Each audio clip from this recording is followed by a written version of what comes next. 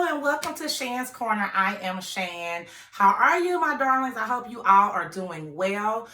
Today's topic is going to be about the George Floyd trial.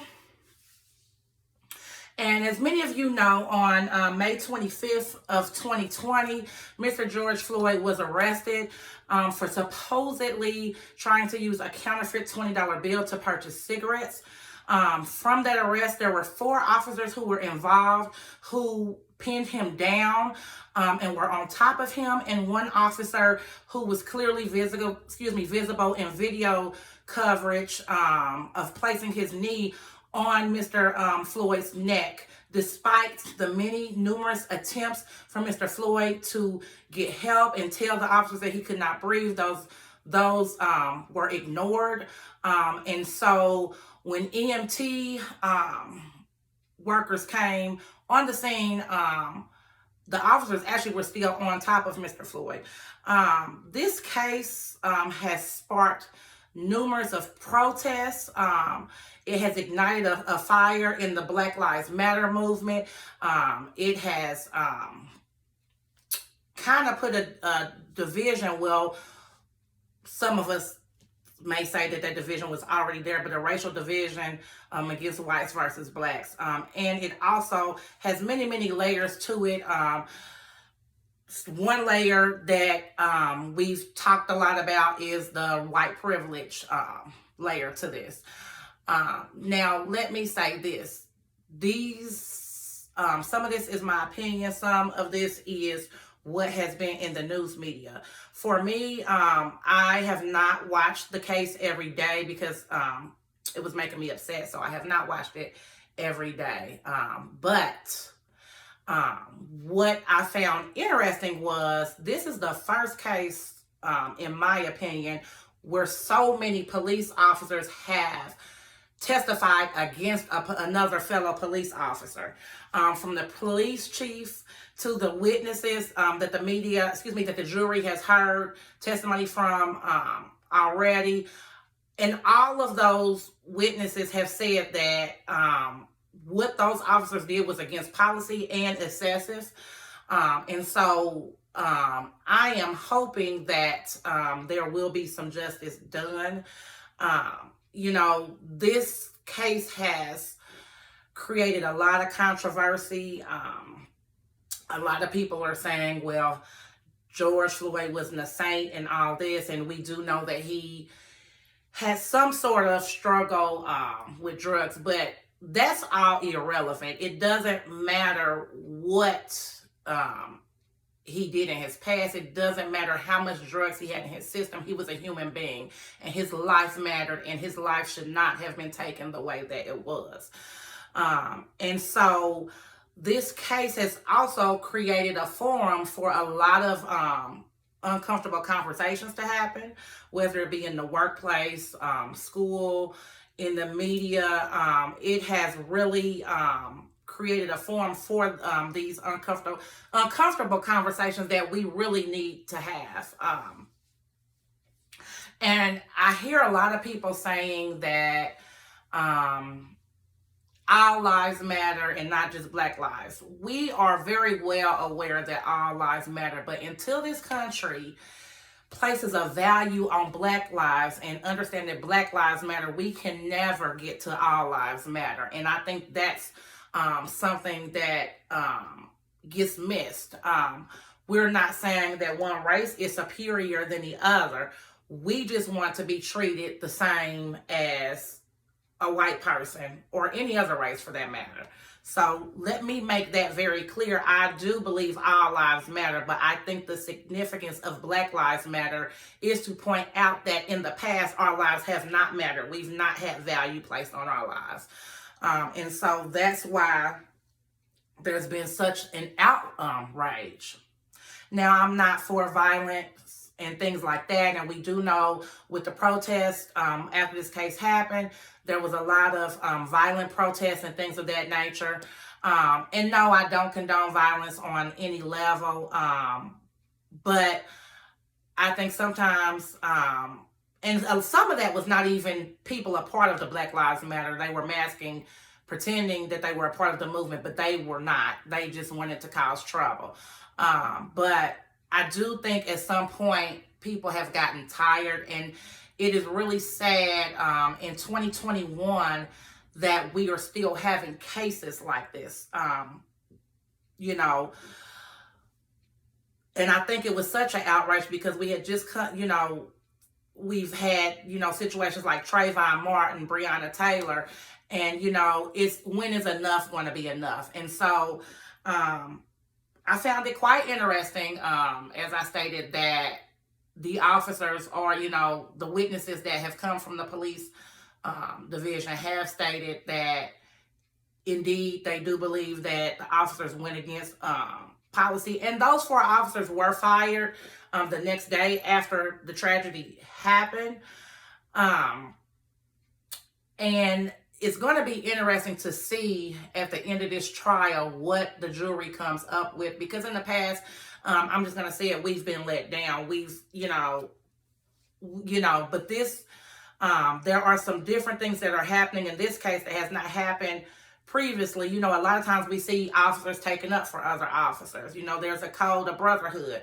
Blue lives, we've heard the Blue Lives Matter, but I think in this case, because there was so much video surveillance, you may say, or, video evidence that it was just, it didn't leave them much room to play the brotherhood card. Now, are they going to be convicted? And, well, as I stated, only one of the officers is being charged. The other 3 are not. They did not feel like the other 3 should be charged, and that's a whole nother topic.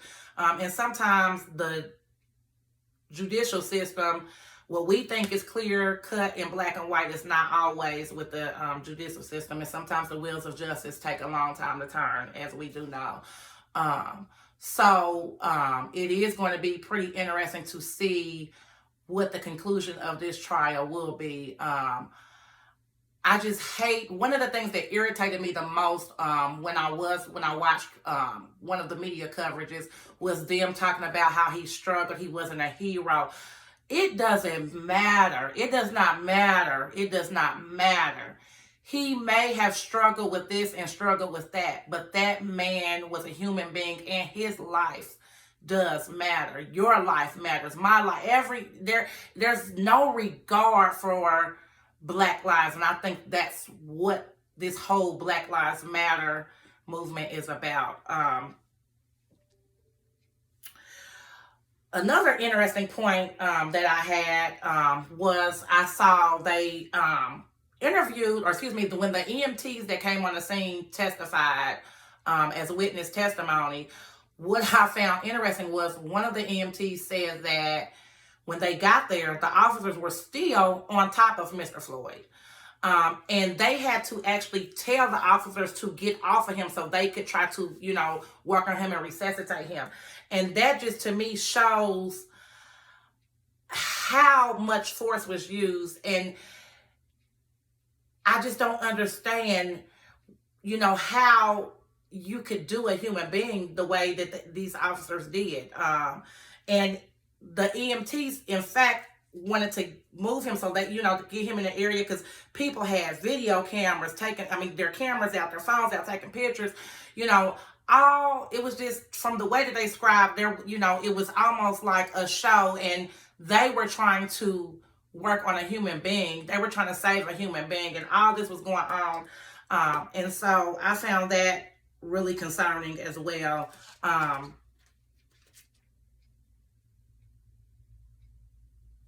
So what I want to know from you guys is, what do you guys think about white privilege? Do you guys think white privilege does exist?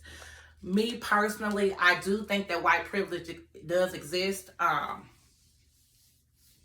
Unfortunately,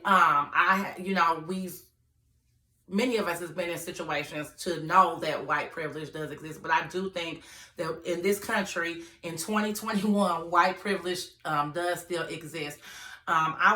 I remember a few months ago, I was watching, it was either the Today Show or Good Morning America, and they were interviewing people, and they were asking them, do they think that black people are just as intelligent as white people?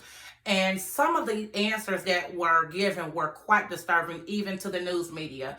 There was one lady in particular who was like, I don't know, can black people really be that smart? I mean, I think there is a lot of education that needs to go on. And I think that we need to get to a place where we are kind and loving to each other.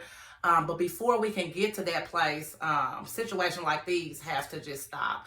And so my heart goes out to Mr. Floyd's family, because the other thing is I did see where they were only allowing one family member in the gallery each day, instead of, normally. And I don't know if that's due to COVID or because they feel like there's going to be tension. But there's, I think, one family member from each side can be in the gallery during the case, or can be there in attendance. And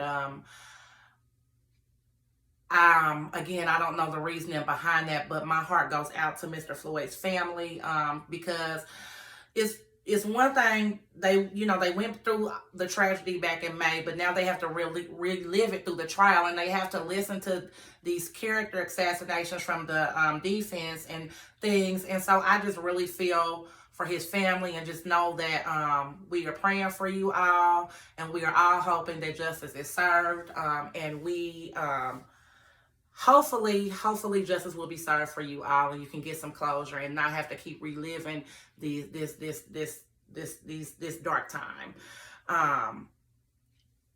So just tell me what your thoughts are on this case. Also, another thing that was interesting to me is they were saying they were having a hard time keeping the jury identities anonymous, and keeping the jury out of the media, and keeping the media away from the jury. Now, I don't know enough about the process to know if that's normal, or if that's normal with these high media cases, or what's that is all about. But I did find that interesting that they were having trouble keeping. And then I guess in my mind, what I was wondering is, well, who's releasing this information? But again, I don't know enough about the process to have any idea on that. But tell me what your thoughts about that is, and tell me, do you think that justice will be served? What your thoughts are on white privilege, and what your thoughts are on this case? And before I let you guys go, I do want to send a prayer and positive vibes to DMX. If you haven't heard, he did have a drug overdose, I believe, and is not doing well. So we do want to keep him in our thoughts and prayers. We do know he struggled over the years with drug addiction, and going in and out of rehab. So our thoughts and our prayers are with DMX and his family. And as the days go on and we get more coverage on George Floyd, I will keep you updated on that case. Again, prayers and positive vibes to George Floyd's family as well. And let's just be aware and treat each other how we would want to be treated, no matter who we are, no matter what you are. We are all equal. No one is better than the next person. So let's just keep that in mind, and let's just continue to show love and kindness to everyone. If you can, it's so much negativity in the world going on right now. So if you can sprinkle a little love, that would be great, because we definitely need it. Again, thank you for joining Shan's Corner, and I will see you guys next time. Mwah! Bye.